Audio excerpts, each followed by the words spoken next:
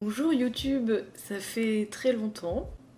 Je reviens aujourd'hui avec la fameuse vidéo que je fais traditionnellement un peu plus tôt, le bilan de mon année précédente, donc là en l'occurrence le bilan de mon année 2021. Je la fais hyper tard, clairement, puisqu'on est tout simplement début février. Pour ceux qui savent pas, en gros, j'ai déménagé début janvier, donc c'était une période un peu de pause. Clairement, je pouvais pas filmer de vidéo. Et puis même, du coup, je m'étais dit que, ben tant pis, je ferai pas de vidéo bilan. Mais en fait, en y réfléchissant, je me dis que c'est dommage parce que c'est un truc que j'aime bien faire. Ça permet de mieux se rendre compte de ce qu'on a fait de son année, de faire une espèce de point qui peut aussi permettre de, voilà, de clôturer les choses et passer à autre chose. C'est bête parce qu'en soi, le temps, finalement, qu'est-ce que c'est ?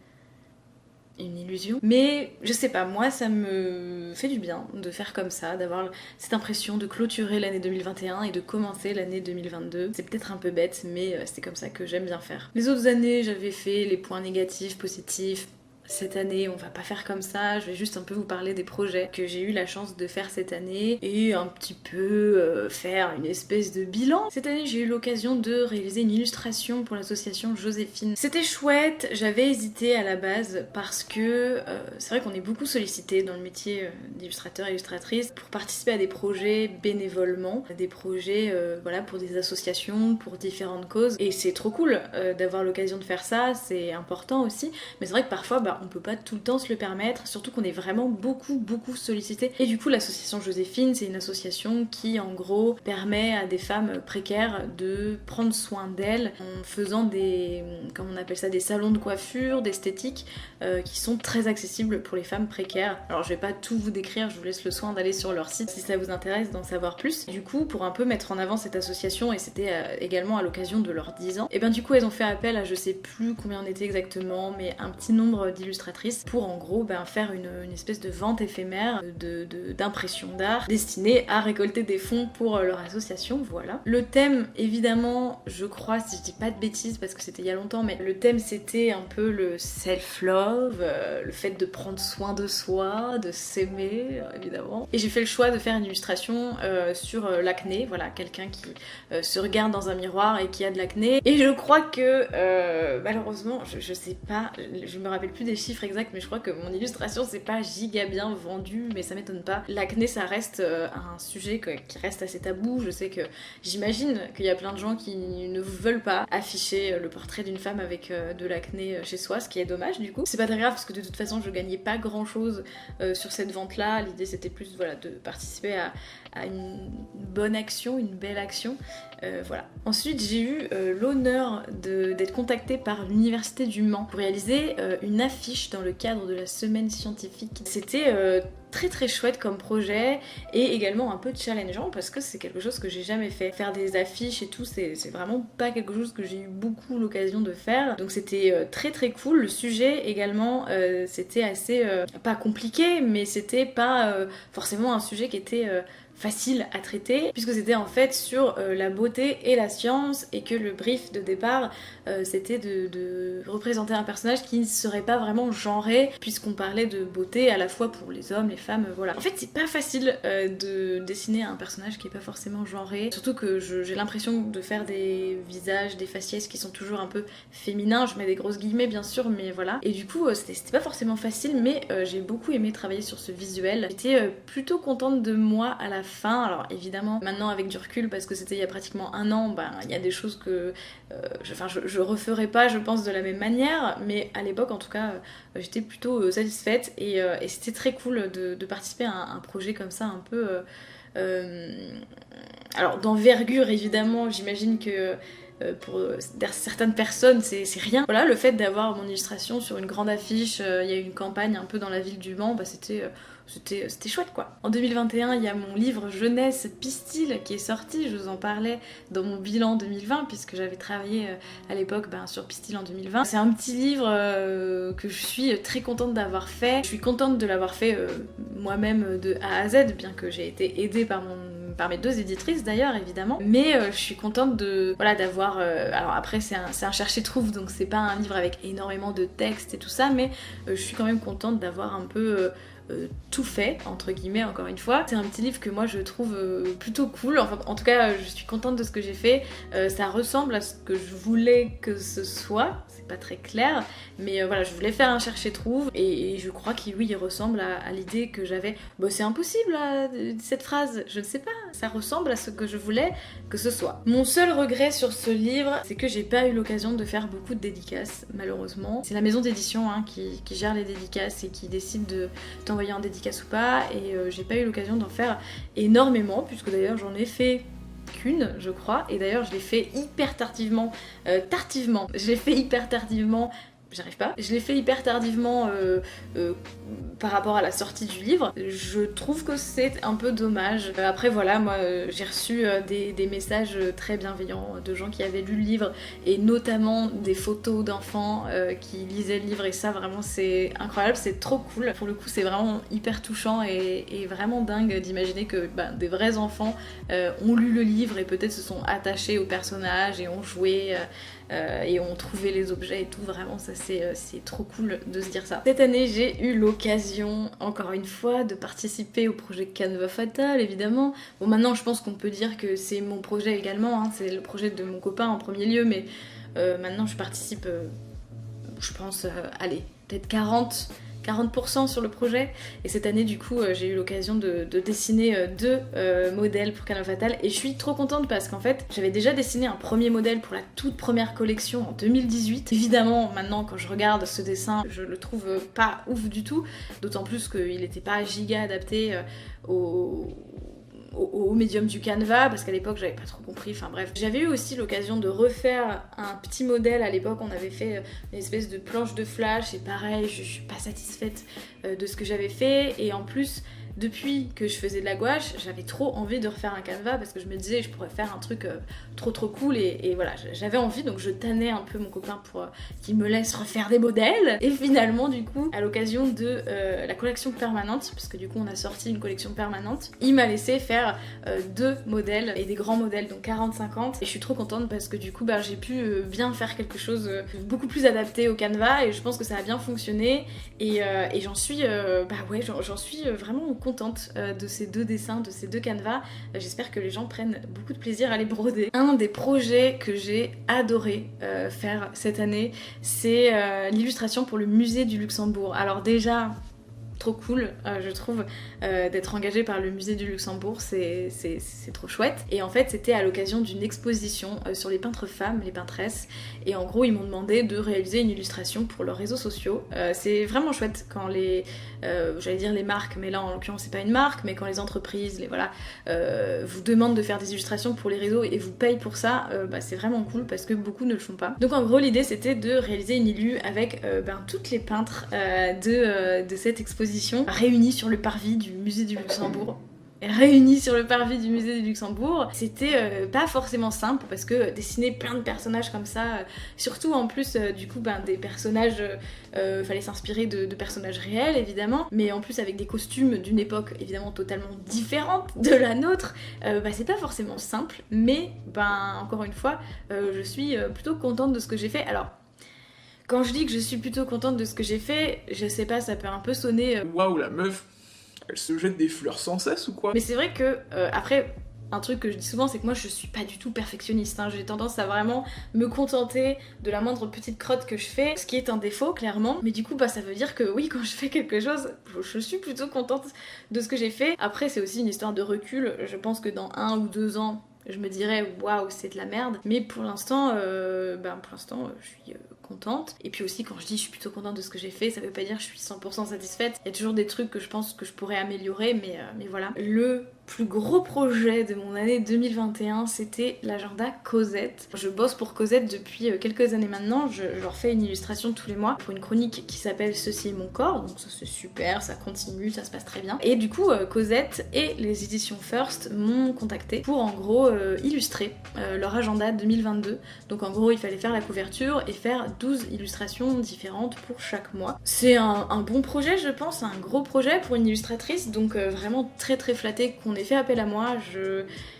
c'est un peu le genre de truc où je me dis ok ouais ça y est, c'est mon métier, ça y est, c'est ton métier Marie Boiseau, bravo. C'était un long projet, je vais pas en dire trop parce que j'ai fait tout un vlog pour raconter ce projet sur mon Patreon, donc si ça vous intéresse, allez voir ça. Je me dégoûte, putain, je me dégoûte. Mais voilà, c'était quand même un très cool projet, très gros projet qui m'a pris pas mal de temps, mais encore une fois, pas mal challengeant. Je déteste ce mot, challengeant. C'était pas mal, comment on pourrait dire, je ne sais pas. Ça m'a un peu, pas forcément sorti de ma zone de confort, parce que ça restait de la gouache et des personnages et tout ça.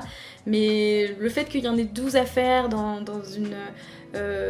un temps un peu imparti et tout, forcément c'était pas quelque chose que j'ai l'habitude de faire, donc c'était intéressant. Et le dernier projet de l'année, en fait c'est pas le dernier parce que c'est sorti là très récemment, mais j'ai travaillé dessus un peu à l'été 2021, mais en gros c'est la collection œuvres du matrimoine de Librio. En gros on m'a contacté pour réaliser les couvertures de 6 livres qui allaient sortir aux éditions Flammarion, et en fait l'idée c'est de remettre au goût du jour, enfin remettre au goût du jour pas du tout, mais de ressortir des textes d'autrices un peu oubliées, et donc je devais illustrer le portrait de ces 6 autrices et c'était trop cool. J'ai adoré bosser sur ce truc, déjà parce que j'adore peindre des portraits, c'est vraiment quelque chose que j'aime beaucoup faire dans ma pratique du dessin et de la peinture.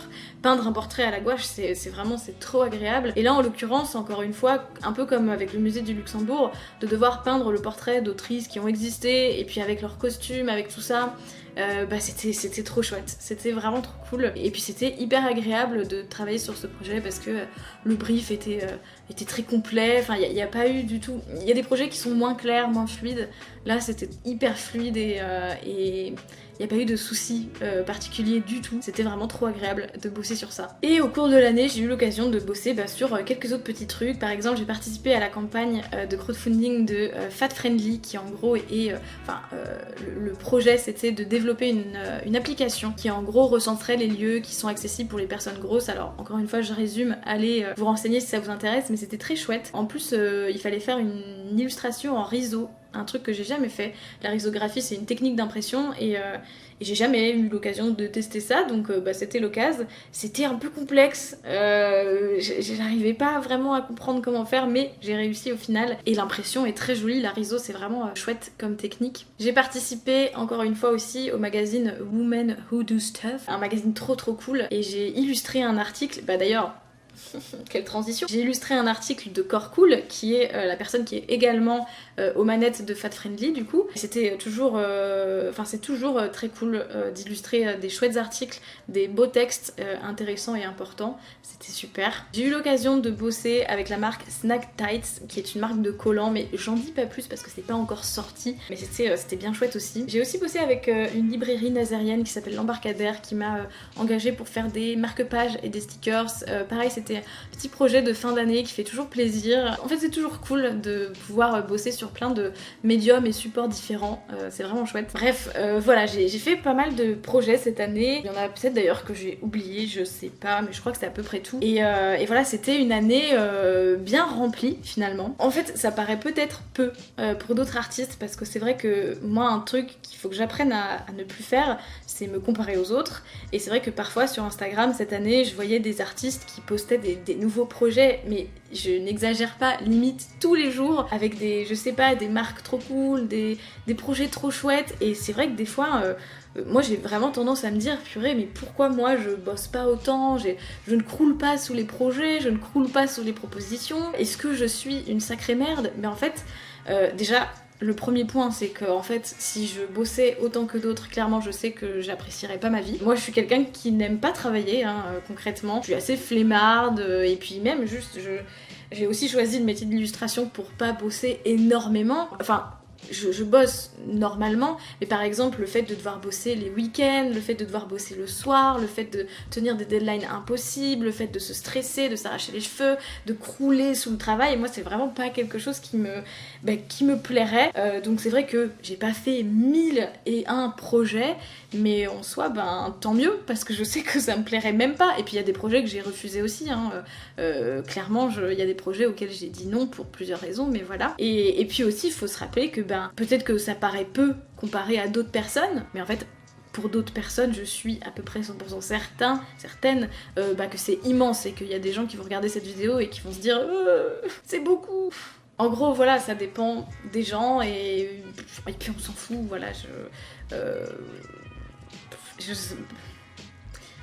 voilà. Et en plus, le point incroyable de cette année, j'ai commencé mon activité d'illustratrice en septembre 2017, là on était en 2021, et c'est la première année où j'ai pu officiellement gagner ma vie en tant qu'illustratrice, ne plus recevoir d'aide de l'État du tout, et voilà en fait être indépendante financièrement, donc c'est quand même pas mal. En fait le secret de ça c'est vraiment ce truc de multiplier les sources de revenus. En fait ce qui me permet de gagner ma vie, même si je gagne pas des milliers et des cents, mais c'est le fait d'avoir à la fois mon Patreon, ma boutique en ligne et les commandes pro, voilà celles que je vous ai dit plus tôt.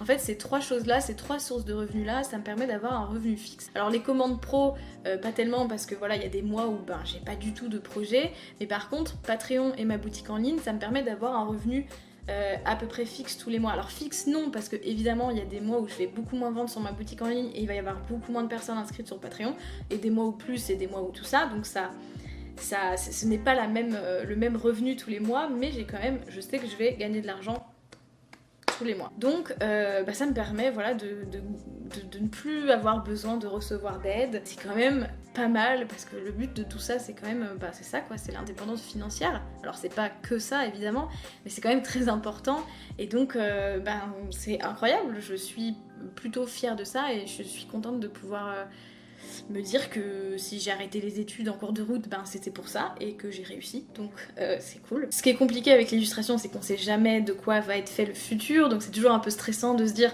ok 2021 ça s'est bien passé financièrement, espérons qu'au 2022 ce sera toujours le cas, mais bon on va essayer de faire que oui. Et 2021, le truc dont j'ai pas parlé aussi, c'est que ça a été une année où j'ai expérimenté le plus gros art block de ma vie, le plus gros syndrome de la page blanche. C'était à peu près en mai-juin. Ça a duré plusieurs mois et c'était effrayant, effrayant de ouf, parce que ça ne revenait pas et que j'ai déjà expérimenté des périodes bien sûr où je suis pas du tout inspirée, mais en général ça revenait assez rapidement. Là vraiment ça revenait pas et je me disais que ça allait jamais revenir, donc c'était horrible, c'était vraiment pas cool du tout. Et en fait quand tu fais que dessiner tous les jours, c'est vraiment ta raison de vivre et le seul truc que tu fais pratiquement. Quand tout d'un coup tu n'arrives plus à faire ça, c'est horrible. C'est revenu petit à petit, c'est heureusement, mais n'empêche que le reste de l'année a été un peu mou quoi, enfin au niveau de mon inspiration, de ma créativité, ça a été un peu mou et il y a eu d'autres périodes où j'ai eu du mal quoi, et même encore jusqu'à pas longtemps, vraiment. Après je pense aussi que que la période qu'on vit en ce moment, le Covid qui n'en finit pas, je pense que ça joue aussi. Je pense que ma santé mentale en a pris un coup aussi, même si j'aime pas trop en parler vraiment ou quoi, mais je pense sincèrement que ça a joué et que c'est comme un gros, je sais pas, un gros schmilblick qui fait que bif bof, et que du coup la créativité on a pris un coup aussi et que on dirait que je vais pleurer alors que pas du tout. Mais que voilà, ça a été et que ça reste encore pas facile. Cette année aussi je me suis vachement plus investie sur Twitch. De toute façon vous l'avez remarqué, j'ai un peu délaissé cette chaîne YouTube malheureusement. Même si j'aime beaucoup faire des vidéos, j'avais l'impression d'un peu tourner en rond. Les vlogs c'est chouette, mais j'ai l'impression que mon contenu, que ma vie est pas non plus super intéressante quoi. Ça tournait un peu en rond. Même si j'aime beaucoup faire du montage, c'est vraiment le truc que je préfère, mais faire que des vlogs au bout d'un moment je trouvais ça un peu chiant et j'ai un peu délaissé le truc. Et par contre Twitch c'est vraiment quelque chose que j'ai aimé faire cette année parce que il y a un rapport beaucoup plus immédiat, on peut beaucoup plus discuter avec les gens, alors qu'une vidéo YouTube je la tourne, je passe 1000 heures à faire le montage,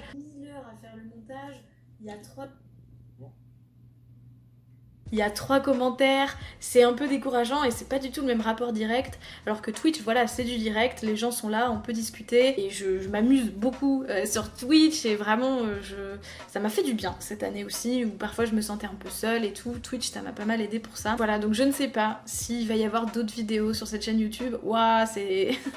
on dirait une annonce, je quitte YouTube, mais c'est juste que là, en ce moment, j'ai pas vraiment envie d'en faire. Est-ce que ça va revenir? Est-ce que vraiment j'en sais rien, on verra bien. Voilà, mais merci d'avoir regardé mais quand même mes anciennes vidéos YouTube, merci de regarder celle-là, merci de venir sur Twitch, merci de venir sur Patreon aussi, merci de m'acheter des prints, merci, merci. En vrai, y a des gens que je sais qui sont là depuis très longtemps et qui me suivent, et aussi, moi ce qui me fait toujours très plaisir, parce que les réseaux parfois, on sait pas trop qui nous suit, on sait pas trop pour quelles raisons, et on sait pas trop...